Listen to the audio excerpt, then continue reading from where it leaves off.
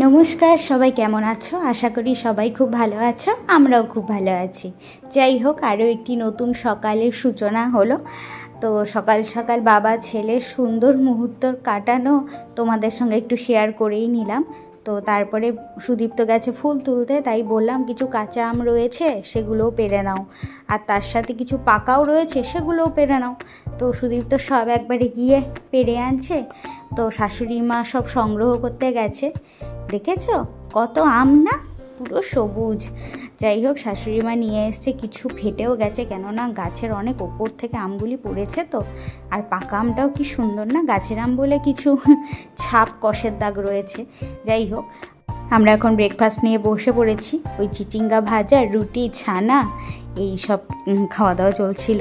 তো ওই আম পাড়া হয়েছে, আগে কিছু আম শুকোতে দেওয়া হয়েছিল, আবার নতুন করে কিছু আম কেটে শুকোতে দেওয়া হবে। রাতের বেলা ওই আম তেল তৈরি করা হবে, সে কারণে মানে সারাদিনের রোদটা পাওয়ার পরে তারপরে বয়ামের মধ্যে ভরা হবে। আমের মধ্যে পুরো নুন হলুদ মাখিয়ে রোদে শুকোতে দেওয়া হলো। তো জানালা দিয়ে রোদ আসছিল বলে আর ছাদে যাওয়া হয়নি। এবার শাশুড়ি মা দুপুরের কিছু মানে স্পেশাল মেনু রয়েছে সেগুলো বানাবে। তো উনি আজকে সব বানাবে বলেছেন। তো সেই কারণে মিক্সিতে কিছু পেস্ট করছে। আমি ততক্ষণে বাবানকে সামলে রাখছি, কারণ একজন রান্না করলে আরেকজনকে তো বাবানকে সামলে রাখতেই হবে। তাই বাবানের সাথে সময় কাটা, আর কিছু নয়। তবে এখন কিন্তু তোমাদের বাবান অনেকটা দুষ্টুই হয়ে গেছে।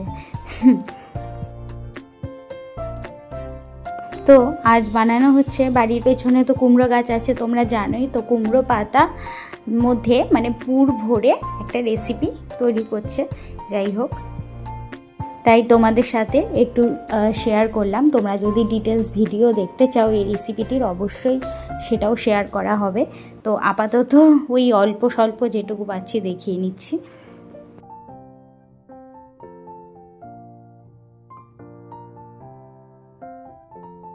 কিছুই নয়, জাস্ট এগুলোকে তেলে সেকে সেকে বানিয়ে নেবে। তো কম তেলেই কিন্তু হয়, তোমরা অবশ্যই একবার এইভাবে ট্রাই করতেই পারো।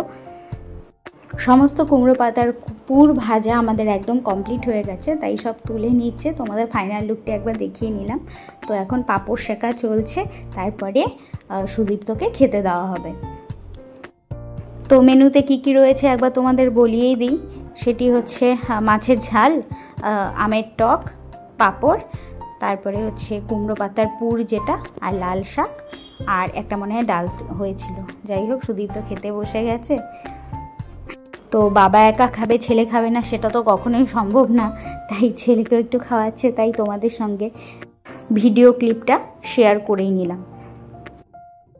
তবে এদিক থেকে ছেলে আমার একদম লক্ষ্মী, মোটামুটি যা দেওয়া যায় ঠিকঠাক খেয়ে নেয়। সে তেতোই বলো, টকই বলো, মিষ্টি বলো, যা খুশি। তো দুপুরে লাঞ্চের পরে আম মাখা হয়েছিল। আমগুলি যদিও কিছুটা পেকে গিয়েছিল, কিন্তু টক তো ছিল, তাই খেতে ভালো লেগেছে। আর তাই বলে বাবানকে কিন্তু এখন টক আম দেওয়া হচ্ছে না। ও আমাদের আম মাখা দেখে খেতে চাইছিল বলে ওই শাশুড়ি মা একটা মিষ্টি আম কেটে দেয় মানে কি পুজো দিয়েছিল সেই ফল প্রসাদ, সেটাই একটু বাবানের মুখে ছোঁয়ানো হচ্ছে আর কি।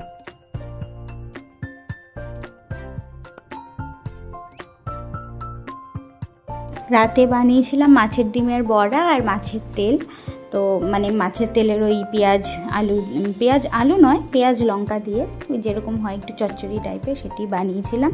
খেতে অসম্ভব সুন্দর হয়েছিল। নিজেই বানাচ্ছি, নিজে বলছি সেটা নয়, আমি তাছাড়া মাছের তেল খেতে খুব ভালোবাসি, এই জন্যেই আমার মনে হলো তাই বললাম। যাই হোক, রান্নাবাড়ি ফিনিশ করে খাবার দিয়েও দেওয়া হয়ে গেছে। আর সকালে যেই আমটা শুকোতে দেওয়া হয়েছিল সেটি এখন শাশুড়ি মা ভরে ওই মানে তেল দিয়ে বয়ামে রেখে দেবে আম তেলের জন্য। মশলা আজ বানাচ্ছে না, মশলা পরে বানিয়ে এর মধ্যে দিয়ে দেবে। আপাতত সর্ষের তেলের মধ্যেই চুবিয়ে রাখা হচ্ছে। যাই হোক, ততক্ষণে টাটা, বাই বাই। সবাই ভালো থেকো, আনন্দে থেকো, সুস্থ থেকো। আরও একটি নতুন ব্লগ নিয়ে খুব তাড়াতাড়ি তোমাদের সঙ্গে দেখা হচ্ছে।